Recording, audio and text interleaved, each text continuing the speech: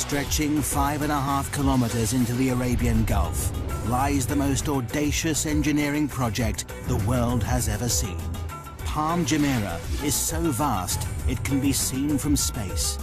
Built only from sand and rock, threatened by earthquakes, violent storms and erosion from the sea, it's remarkable that Palm Jumeirah exists at all. If God had wanted an island in the shape of a palm tree in the ocean, he'd have put one here. Engineers must race against time and battle constantly with the forces of nature. This is a megastructure they thought could never be built.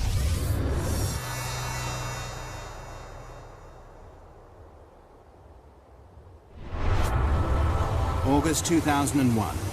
The Arabian Gulf is a massive activity. Dubai is building one of the biggest man-made islands in the world. Engineers have a daunting task ahead of them because this is a construction like no other.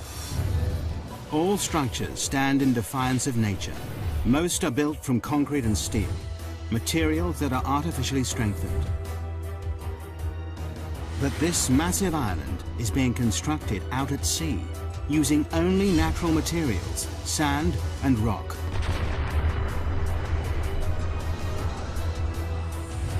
And both start eroding the moment they hit the water.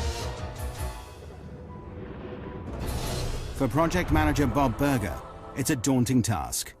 Any construction is in defiance to nature, and this is an extreme example of that. Every day, we're trying to prevent the destruction of what we built. The Middle East, Dubai, the jewel of the Arab world. A kingdom built on the profits of its oil reserves. This tiny emirate, twice the size of London, is one of the richest places in the Arab world. But it hasn't always been like this. 50 years ago, Dubai was a trading town built on a creek. Over half a century later, it's been transformed. Now it's famous for gold, trade, and oil. But there's a problem on the horizon.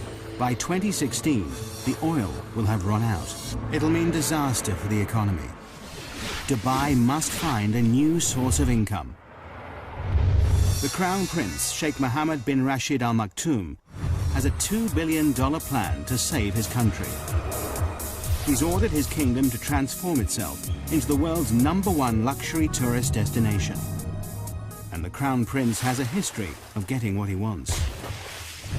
To put Dubai on the map, he's already built one of the most luxurious hotels in the world, the Burj Al Arab, created top-class golf and race courses, and is planning the world's tallest building.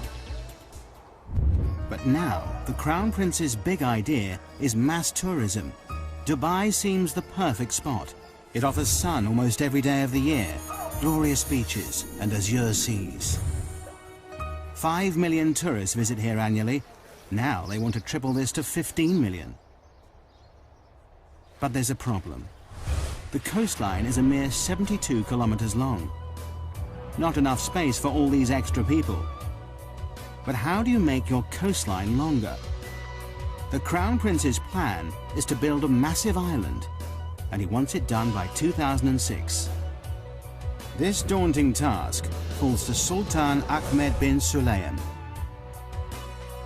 Starting with a blank piece of paper, he draws a circular island. He's delighted. It increases the coastline by 7 kilometers. But for the Crown Prince, it's nowhere near enough. He looked at it was a circular island, which gave us about 7 kilometers of beaches. And he said, why not 70 kilometers? It's back to the drawing board. This time, the Crown Prince works on the design himself, pulling it about to increase the beachfront. Nothing seems right. But then he comes up with an audacious plan. What better for a paradise island than the shape of a palm tree? 5.5 kilometers across, it increases the coastline by a whopping 56 kilometers, 9 times more beachfront than the circular island. But no one has ever built an island this size and shape before. When I first heard of this project, I couldn't believe it. I thought it's incredible. The extraordinary plan is to build a city at sea. The palm will be covered with luxury villas, shopping malls, and restaurants. The crescent-shaped breakwater, linked to the palm by a tunnel, will hold 22 hotels. The easiest way to build such a massive structure at sea is to use concrete and steel. But this doesn't fit with the Crown Prince's plans. His idea creates an added challenge. To blend in with its surroundings, the island must be made entirely from natural materials. The palm-shaped island will only be made from sand, 94 million cubic meters of it. All that protects this from the sea will be a breakwater, 5.5 million cubic meters of rock. Together, there's enough sand and rock to build a 2.5 meter high wall circling the entire world.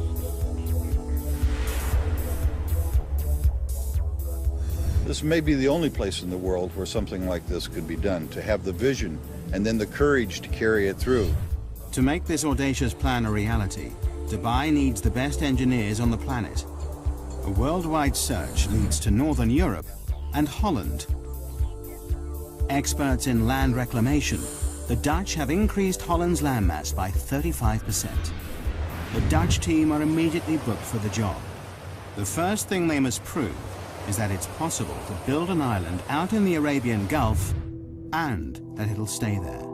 They know the only way to keep the island in position is to surround it by a breakwater. But just how big does this sea defense need to be? To find out, researchers must calculate the strength of Dubai's storms, the height of the waves and tidal surges, and what effect global warming will have in raising the sea level.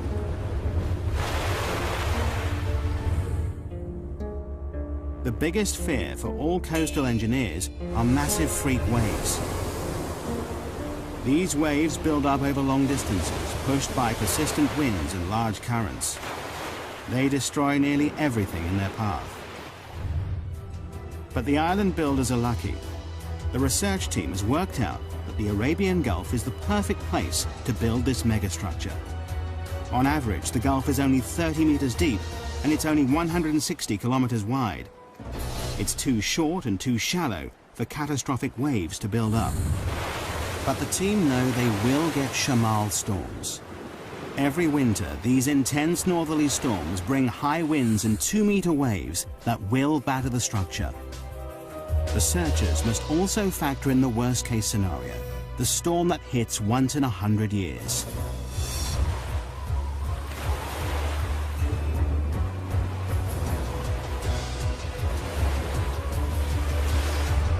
The team do the final calculations.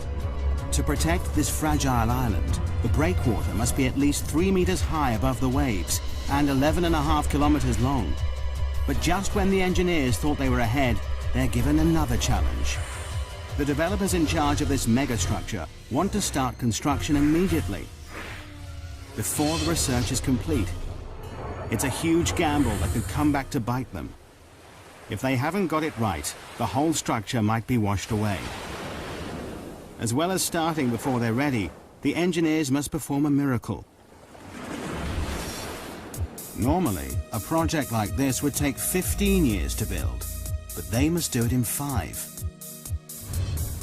Before work can begin, the engineers must first work out just where this awesome creation should be built. The job falls to one man, project manager Bob Berger. Of course, one of the problems we have working in the sea is that there's no place to put stakes. Don't know where this project is going to go. So what we did, we were requested by His Highness Sheikh Mohammed to know where this island is going to be. We marked off the center of our plot. I stood there, the very first one, right in the edge of the water. My arms down the beach each way, close my eyes. This is the center line of the project. An engineer puts stakes in that line, and that became the center point of the entire project, just like that.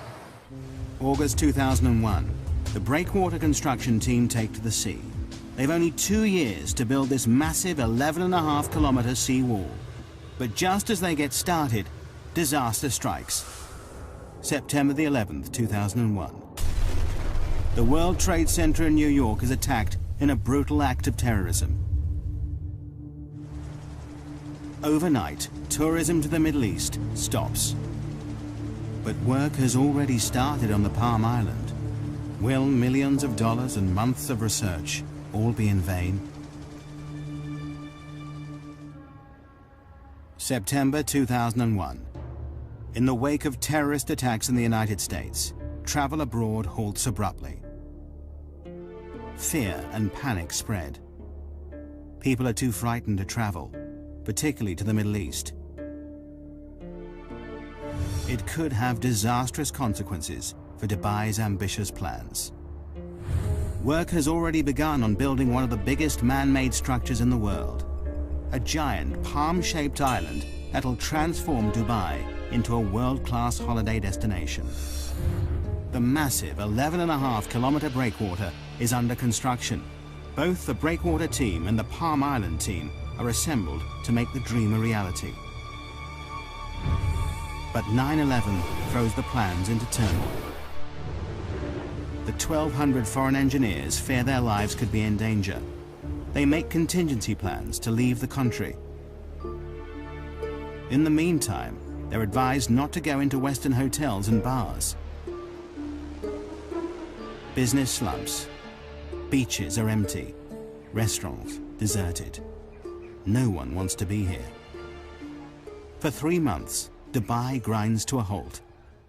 The sun is setting on the Middle East's tourist industry. But the job must carry on, whatever the political climate. The oil reserves are running out. The Crown Prince stands firm. The developers are now committed to the build. Millions of dollars have been spent hiring the world's top reclamation engineers. They've worked on huge projects, like Hong Kong's Chek Lap Kok Airport, Holland's North Sea Wall, and Singapore's Industrial Centre. But no one has reclaimed a structure this size or shape before. By November 2001, the race to build this megastructure is really underway.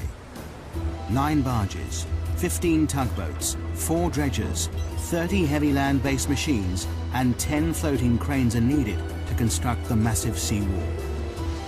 For the breakwater team, their first step in this awesome challenge is to build up the sea floor. 3 massive dredgers take up a thin layer of sand from the barren seabed nearby. Then they dump this sand in a layer up to 7.4 meters thick. This must be done while the sea is at its calmest. To keep it in place, barge loads of rubble are dropped on top of this. This bed of rock will raise the breakwater from 4 meters below sea level to 3 meters above. It's the beginning of the sea defense, without which the island cannot exist. The sloping layers take out the force of the waves as they hit the wall, but the sand and rubble layer is only the base, the core of the breakwater. What really creates the protection is the outer armor. For this, engineers need vast lumps of rock. Each piece of rock weighs up to 6 tons. It's these massive boulders that will protect the fragile island from the destructive force of the sea. But sourcing enough rock is an enormous task.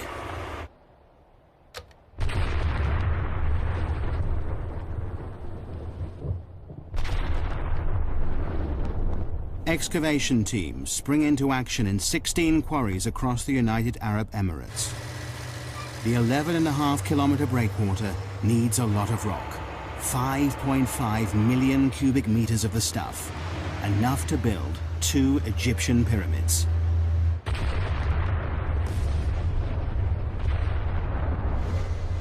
Rock is blasted out of the mountains night and day. Loaded onto dozens of lorries, it begins the arduous journey to the coast. Here, the rocks are immediately piled onto barges and shipped straight to the construction site. It takes less than 24 hours for each rock to travel from quarry to breakwater. 24/7, this floating conveyor belt delivers up to 40,000 tons of rock per day, nearly the same weight as 2 aircraft carriers. The density, size, strength, and permeability of each boulder is crucial. This stone wall must last for centuries. There's no concrete or steel holding these rocks in place. These vast boulders are not just dumped in position, Graded by size and weight, it's the sheer volume that keeps them here. Positioned by cranes, each rock must interlock with the next to withstand the full force of the sea. Constant checks are needed to ensure the breakwater is in the right place and the rocks are stable. The only sure way to do this is to send in divers to pinpoint and check every meter of it. Nothing about this megastructure is left to chance. Any movement could cause the rock to crack and the wall to disintegrate, leaving the whole project vulnerable. A detailed study of the breakwater rocks below the water is noted. Divers are looking for signs of fatigue on these 6-ton boulders. Their fear is that some will have splintered or been knocked out of place by strong waves when they were put here. Every 27 meters, a diver surfaces to record the location of the rocks they're checking. The reading is taken from a man based on land, but so far this section of the breakwater stands firm. January 2002. 6 months after work began, a large section of breakwater stands proud 4.5 kilometers out at sea. For everyone involved, it's an exciting time as the dream becomes reality. When the first breakwater came up, of course, we all went out there. We had to stand on it. This tiny little precipice of rock in the middle of the ocean, and look back at Dubai and say that this is the beginnings of our job. It's a momentous achievement for the team, but there's still over 10 kilometers of this vast sea wall to build. The engineers are jubilant, but their happiness is short-lived. Winter is closing in. With a schedule of only 2 years to complete the breakwater, the last thing anyone needs is a delay. Winter in the Middle East brings shamals, great storms with winds of up to 56 kilometers per hour. Wind shifts are sudden, whipping up the sea, bringing torrential rain, violent thunderstorms, or blinding dust storms. On land, little can move. Out at sea, things are even worse. Massive waves batter the boats that need dead calm water to place the sand and rock with pinpoint accuracy. We had to seek shelter in the very little shelter that we had built. Engineers planned for the bad weather, but the storms of March 2002 are worse than they feared. Everybody crowding around trying to protect themselves from the storms. The boats find shelter, but more worryingly, will the breakwater hold? It's a nail-biting time. Over the next 3 weeks, the storms are relentless. All the engineers can do is watch and wait. The breakwater stands firm, but the schedule is slipping. The construction team is 3 weeks behind, and the pressure is immense. Every second counts. It's vital that the fragile sand island has protection. Only when a 550-meter-long section of breakwater is built can the Palm Island begin to rise above the sea. But the schedule is desperately tight. The entire megastructure must be complete by 2006. They have 2.5 years to create the island and breakwater, and just 2 years to build the city on it. The only way to meet the deadline is for both the breakwater and the island to be built at the same time. It's not an ideal situation. It will mean that throughout the build, the Palm Island will have the bare minimum of protection from the sea. But the engineers have no choice. The deadline is set. While the second team building the island wait for the protective breakwater to be built, they keep ahead of schedule by laying the sand foundations below sea level. But now, 8 months after construction began, they are desperate to break the surface. Finally, April 2002, the first 550-meter section of the breakwater rises 3 meters above the sea. At last, the builders of the Palm can step up the action and bring the island above sea level for the first time. To complete this massive island, Team 2 has the awesome task of finding 94 million cubic meters of sand to create their island, enough to cover the whole of Manhattan 1 meter deep. It's an enormous job in itself, but finding the right sand is an added headache. Dubai has more sand than it could ever need. But there's a problem. Desert sand is the wrong material for the job. It's too fine. The particles won't cling together. It means that the vast sand island would simply wash away. The engineers must look elsewhere. The best sand for the job is found 6 nautical miles out at sea. This sand is much more suitable. It's coarse, packs densely, and is more resistant to wave impact. They will dredge sand from the Gulf seabed. And there is an added benefit. The dredgers will spend less time transporting the material to the construction site. In just 3 hours, a dredger travels to and from the site, scoops up the sand, and sprays it into position. It works a 5 square kilometer area, dredging up the top meter of the sea floor. It takes less than an hour to fill the 8,000-ton tank with sand. The sand is then pumped through a pipe and sprayed into place at 10 meters per second, enough to fill an Olympic swimming pool in 4 minutes. The process is called rainbowing. The island construction team work round the clock to keep to the tight schedule. Night and day, the island grows bit by bit. The rainbowed sand builds into a sandbar, rising up to 4 meters out of the water. But for the engineers, there are mixed feelings. Is the shape of the island progressing as planned? There's great excitement, and there was great anticipation and a little bit of fear. Is it in the right place? With doubt cast over the construction, Dubai has a trick up its sleeve. 676 kilometers up in space. Dubai has access to the only privately owned satellite in the world. It's so powerful, it rivals those of the Russian and US military. The satellite, IKONOS, orbits the Earth, taking pictures that prove the island is totally on track, so far. It also means the Crown Prince can keep a close eye on his pet project. August 2002, a year in, and the island team is ahead of schedule. 8 kilometers of the breakwater stands firm. 8 palm fronds break through the azure seas. But it's a grueling and difficult process. Rainbowing is a common operation in land reclamation. But this is no ordinary reclamation project. There is no mold for the palm shape and no fixed points to get bearings from. The unique shape makes it a nightmare to build because the whole design relies on accuracy. This enormous structure has 56 kilometers of waterfront and almost all of it is curved. To make things more difficult, it's impossible to tell from the ground if the sand is falling in the right place. The only way to complete this task is to use state-of-the-art technology. Prior to GPS, we couldn't have done this job. There are only 2 straight lines in this project. All the rest of them are curved. It's all down to a team of 5 men who walk the perimeter of the island every day as it takes shape. It's grueling work. Summer temperatures reach a searing 48 degrees Celsius. Humidity, it's 95%. With heavy packs strapped to their backs, these mobile receivers create a grid reference for the island. Receiving signals from space and a fixed position on land, the height and position of the sandbars is recorded.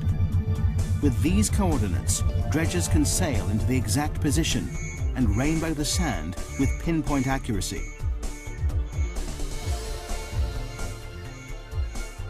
Only by using state-of-the-art GPS technology can this awesome megastructure take shape. As the world watches, the Palm Island becomes a reality. At the same time, faith in this tiny emirate is restored. Post 9/11, Dubai emerges as a safe haven in the Middle East. The beaches fill up again. Business resumes. The Crown Prince's gamble to continue construction has paid off. But there is still a deadline to meet. The island must be built by 2006. Coordination between the 2 teams, one building the breakwater and the other reclaiming the sand island, is crucial. If they don't work in perfect synchronicity, the whole project could be thrown into jeopardy. If the breakwater progressed too quickly, it would cut off access for the reclamation contractor. If the reclamation went too quickly, then it would be at risk for the storms. We couldn't let one get ahead of the other in any way. It's a delicate balance, but a year into the project, and incredibly, work is on schedule. Against all odds, the Palm Island rises above the waves, protected by the ever-increasing sea wall. It's a symbol of engineering achievement, but the engineers' biggest challenge is still to come: how to make the island safe to build on. The majestic Palm Island is only made from sand, but sand is unstable and highly susceptible to the movement of water around it. It also takes time to settle before it's strong enough to build on. But this awesome structure will support a city of 120,000 people, and their safety relies on firm foundations. This massive sand island must be made rock solid. But how? October 2002. Dubai is building the world's most audacious engineering project in the Arabian Gulf. A 5.5-kilometer island in the shape of a palm tree, made entirely out of natural materials.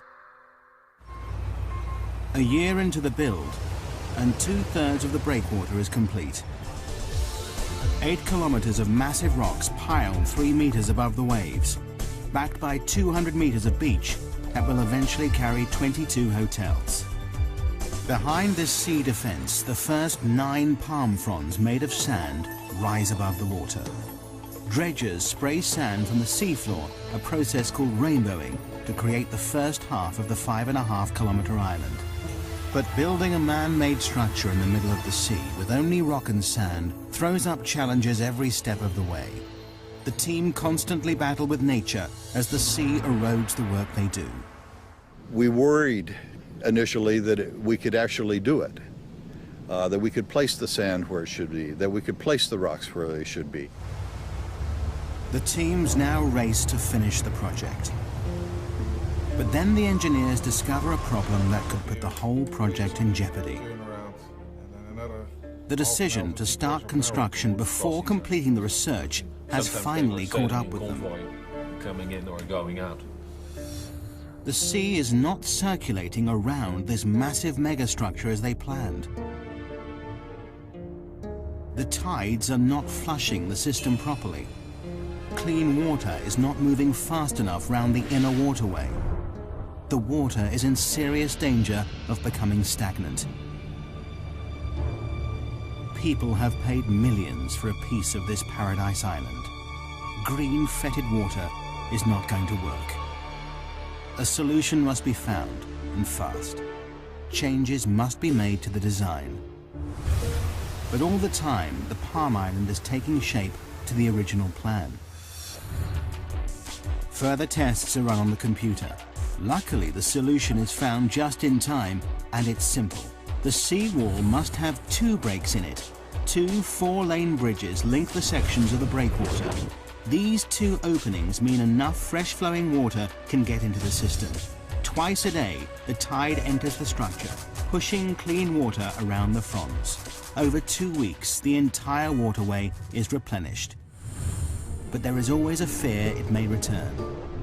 Environmentalists now test the water every day to check that the system is working. The return of algae and stagnant water is something they can't allow. With the water quality assured, the project is back on track. Teams race to finish the structure.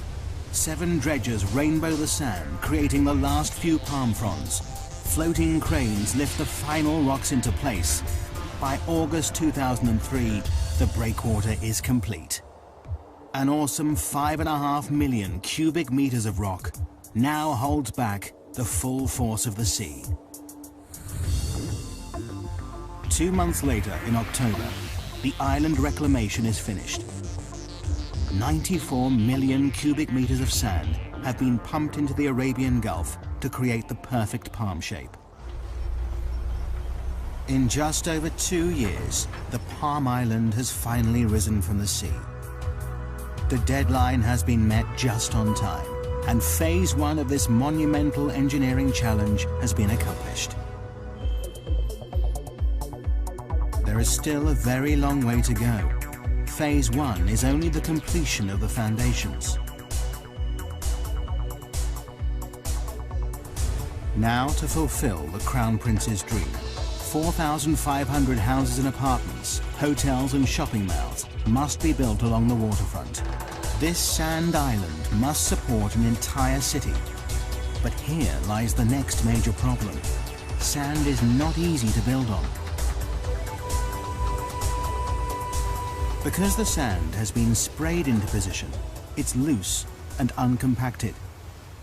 We get the material for the islands dredged from the seabed, which means that all the fine materials are already cleansed from the sands. You can drive on it within a couple hours after you reclaim it.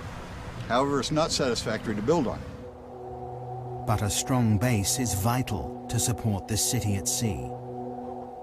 Before construction can start, engineers must find a way to compact the sand to make it firm.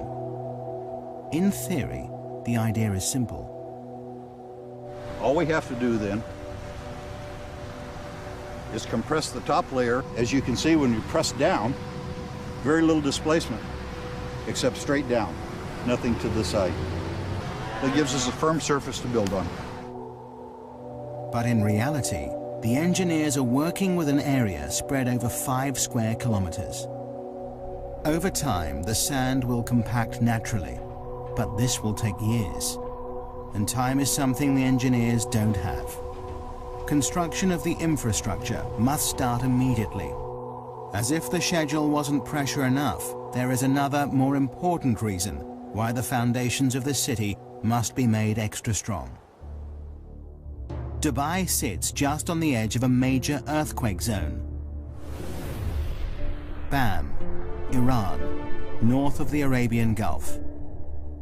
5:26 a.m., 26th of December 2003. The town is hit by a quake measuring a massive 6.6 on the Richter scale. In minutes, 60% of the buildings are leveled. 43,000 are dead. 20,000 injured, and 60,000 are homeless. Following this, multiple quakes hit Dubai 480 kilometers across the Arabian Gulf. It's a wake-up call to the Palm Island project. If the epicenter hit Dubai, it could spell disaster. Should an earthquake come through the area, the sand might lose its cohesiveness down deep. The reclamation process piles sand one grain upon another. If we put the ocean around it, you see the island. However, the lateral forces of an earthquake can make the island disappear. This terrifying phenomenon is called liquefaction. It happens when a quake shakes the Earth's surface, causing sand particles to move. As the sand compacts, it pushes the water between the particles upwards, making the ground liquefy. It means the island would sink back into the sea. This was terrifyingly evident in Kobe, Japan. In 1995, an earthquake measuring 7.2 on the Richter scale rocks the city. In seconds, the buildings are reduced to rubble. But in the harbor, events are very different. The force of the quake liquefies the reclaimed land the port is built on. Harbor buildings and walls literally sink into the sea, causing nearly $7 billion of damage. It's something they can't risk in Dubai. Before any houses can be built, Palm Jumeirah must be made strong enough to prevent it from liquefaction. The team work out they need to compact a layer of sand 12 meters deep, too deep to compact by normal road roller. The only solution is a process called vibrocompaction. January 2004. 15 machines work around the clock to firm up the land. Probes drill over 200,000 holes into the ground across the surface of the island. high-pressure water and air drives each probe deep into the earth. This shaft then vibrates, shaking the ground around it. The earth is compacted. It's a tried and tested formula. As the sand compacts and sinks, more sand is poured in until the area around the probes is rock solid. It takes the team 8 months to stabilize the 17 palm fronds, but it has to be done to ensure the safety of 120,000 people who will live and work here. March 2004, 2.5 years into the project, and Palm Jumeirah is ready to become a building site. Now thousands of trucks and cranes, tons of supplies, and 2,000 laborers descend on the island. This is the most complicated part of the project, the installation of the infrastructure, gas pipes, electricity cables, water supply, and buildings. In 2 years, they must build an entire city at sea.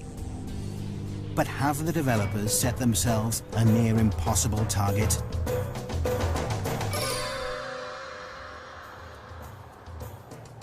January 2005. One of the world's biggest man-made structures has reached a critical stage. After 2 years, the island foundations rise out of the sea. Now engineers turn their attention from sand and rock to concrete, glass and steel.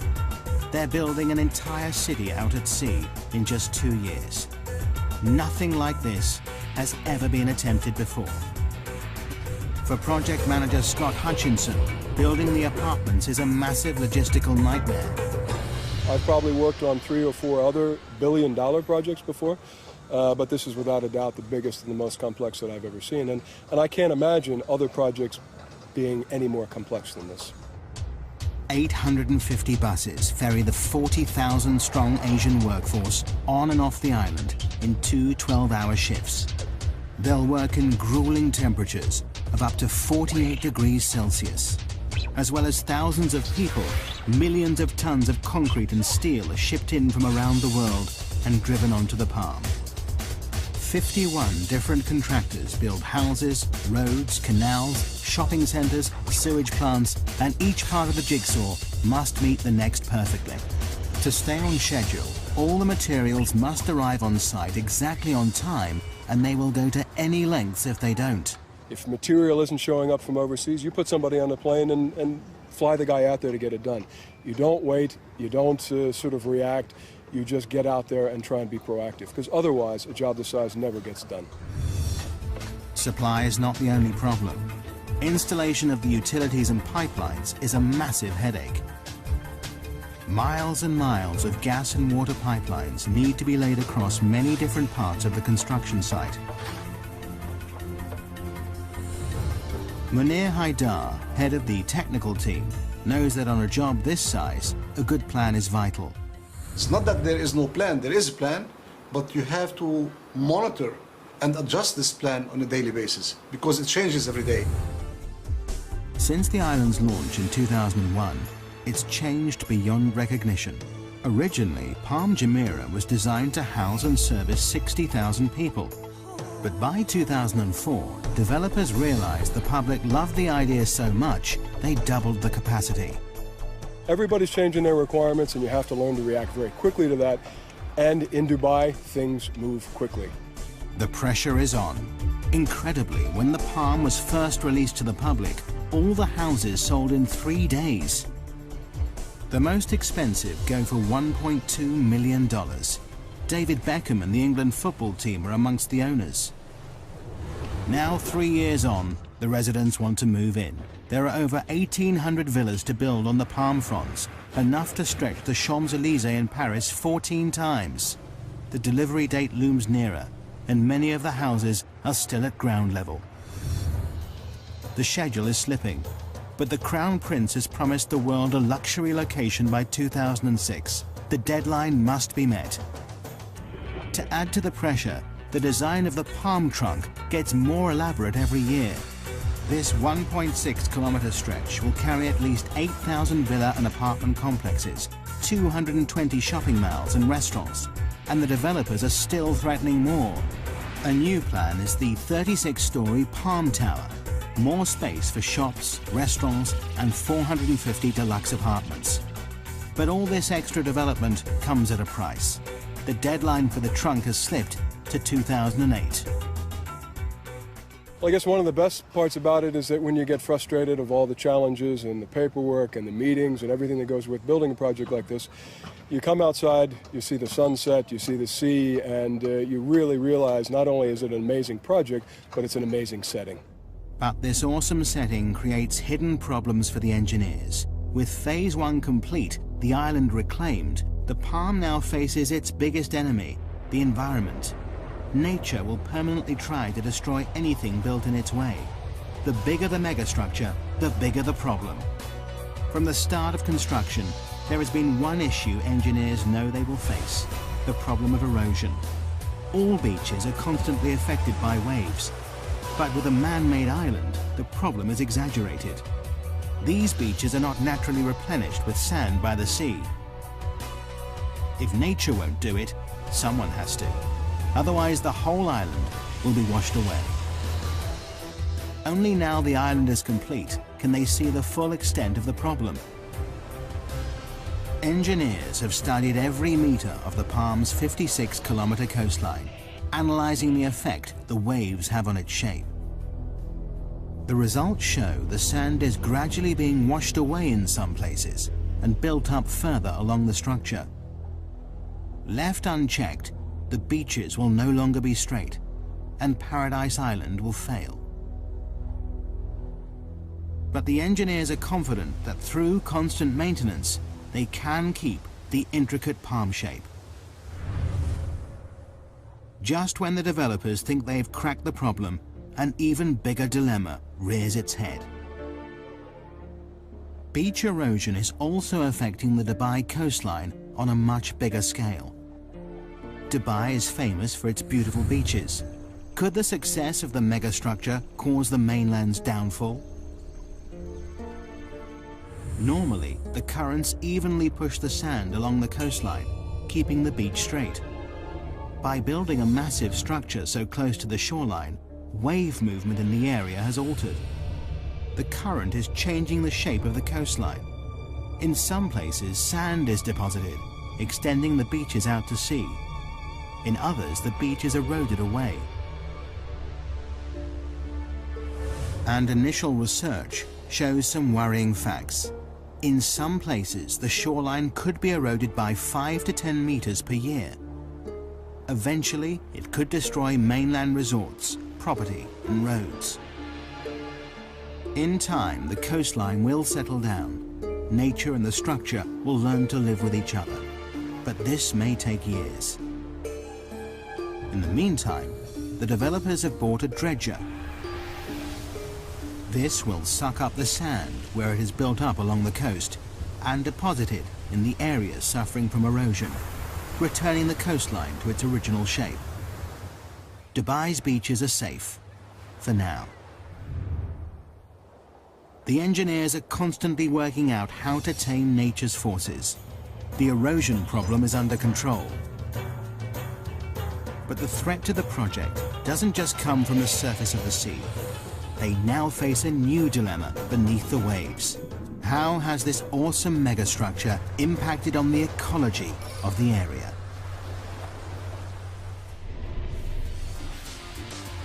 August 2005. 4 years after the Palm project started, this audacious island stamps its mark on Dubai's coastline.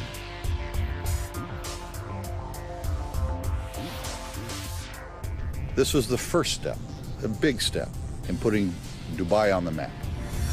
But by pushing into unknown territory, building structures never built before, engineers face new problems all the time. Since the Palm Island's conception, environmentalists have been convinced the building of this megastructure would destroy local marine life, ruining one of its greatest selling points, the azure seas it sits in. For the developers, it's a problem they're constantly watching. Every 6 weeks, divers check the waters. Fish and corals are monitored and measured. But fears that construction may have destroyed this underwater world appear unfounded so far. In fact, this megastructure seems to be having the opposite effect. Not only is the marine life unaffected by dredgers removing a meter-thick layer of sand, but the breakwater has created shelter for fish and is attracting new species into the area. Now the palm developers are turning this to their advantage. They plan to build the largest artificial reef in the world. In June 2004, 2 jet fighter planes were dropped to the seafloor for people to dive on. There are even plans to sink a red London double-decker bus. In true Dubai style, they'll create something from nothing to rival the reefs of Australia, the Red Sea, and the Maldives. Even before the palm is finished, the Crown Prince is inspired by its success. Now he wants 2 more islands, each bigger than the last. Palm Jebel Ali is 1 year into construction. It's twice the size of the first, nearly 8 kilometers in diameter. This is designed to be a tranquil island with 29 luxury hotels and an inner ring of water homes that spell out an Arabic poem scribed by the Crown Prince himself. Even bigger is Palm Dira. Work has just started on this whopping 14-kilometer-long island that will support 500,000 people. Although engineers have the confidence of knowing how to build these structures, they now have a more worrying problem: supply. To raise this island from the sea will take 1,500 million cubic meters of sand, 15 times the amount needed to build the first palm. Could this outrageous structure fall at the first hurdle because of lack of materials? Dredgers are driven further out to sea in search of enough suitable sand. But the engineers are confident that their goals are achievable. But just when they thought resources were stretched to the limit, the Crown Prince has the most outrageous idea of them all. To make Dubai the #1 tourist destination, he wants to build the world. 4 kilometers out at sea, hundreds of small islands are being constructed. Seen from the air, these islands will take the shape of the continents of the world. It's an even more complicated structure to build than the palm. This is not 1 island, but 300, and each one is different, varying in size from 5 acres to 20. The deadline for these exclusive private islands is 2007. Arizona, Wyoming, France and Australia are all up for sale. They cost anything from $6 to $36 million, and that's before anything is built on them. But creating the world takes land reclamation to the limit. This archipelago of sandbars covers an area almost 7 kilometers by 9. Each island has to be built in exactly the right position to create the global look from space. Any mistake, and the whole design will be ruined. The Palm Island put Dubai on the map. Now the world puts the map on Dubai. But have the developers gone too far? Will the demand for property keep up with the escalating build? Will the bubble burst? So far, 2 of the Palm Islands are completely sold out. A third of the world has been snapped up. But this still leaves a lot up for sale. But the developers are confident they see no end to the demand. Megastructures are the latest craze. To top all plans, in January 2005, they launched the Dubai waterfront. This claw-shaped landmass won't just stretch far out to sea. It will also create 75 kilometers of waterfront, stretching into the desert. Together, all these megastructures will extend the coastline of Dubai from 72 kilometers to a whopping 1,500, a 2,118% increase. Meanwhile, the first Palm's construction team continues to meet the deadline of 2008. But the island stands here in defiance of nature, proof that engineers can and will continually push the boundaries of engineering technology. The Palm Island is truly an awesome megastructure.